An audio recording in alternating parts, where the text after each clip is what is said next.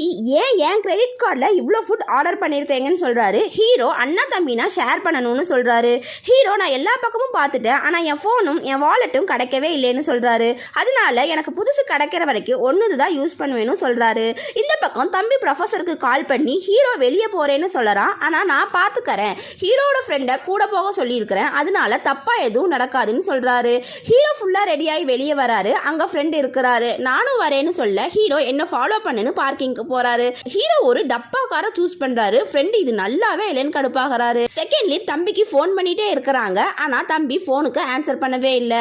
அப்ப டிவியில தம்பியோட லைவ் மேட்ச் நடக்குது. செகண்ட்லி ஸ்டேடியம்க்கு போலான்னு போறாங்க.